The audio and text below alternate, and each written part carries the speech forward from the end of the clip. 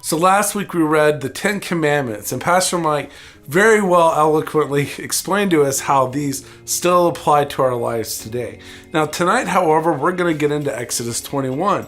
And some of the laws that are mentioned in Exodus 21, well, as Christians today, we may not follow them to a T like we try to do for the Ten Commandments.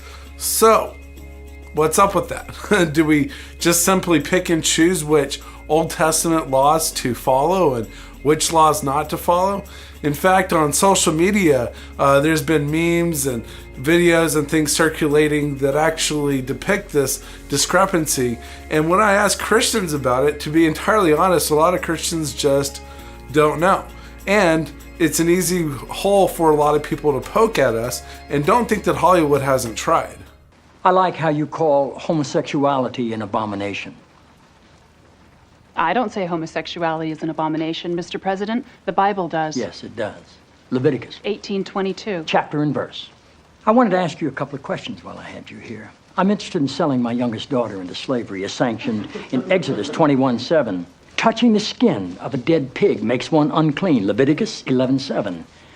If they promise to wear gloves, can the Washington Redskins still play football? Does the whole town really have to be together to stone my brother John for planting different crops side by side?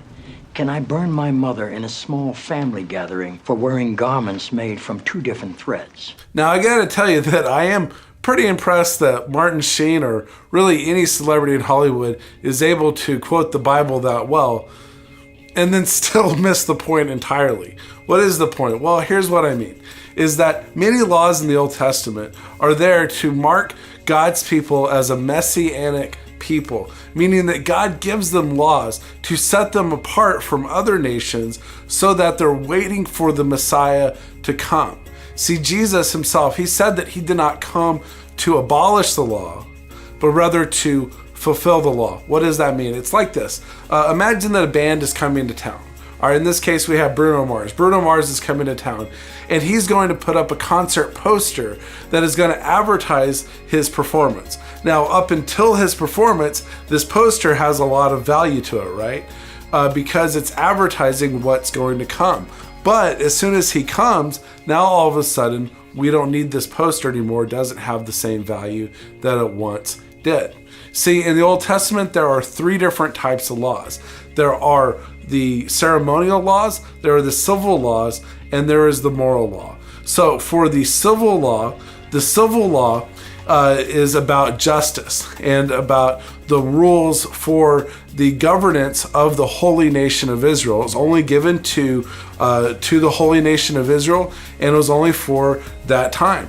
Jesus, whenever he came, though, he fulfilled it by saying that he is establishing a new kingdom, and his kingdom is not of this world. Ceremonial laws depict worship. Now, for worship, this all has to do with animal sacrifices. It has to do with priests and them shaving their beards and all those kinds of laws.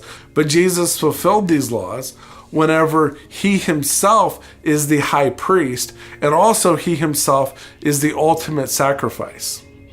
Now we're left with the moral law. Now, nowhere does Jesus fulfill the moral law. In fact, in the Sermon on the Mount, he actually upholds the moral law, and then he expands the implications of the moral law.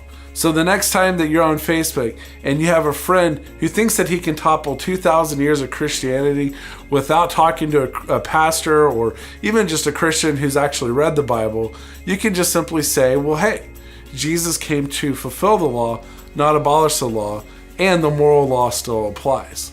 So there you go, a little bit about Old Testament laws, and that's enough today for our Historical Minute.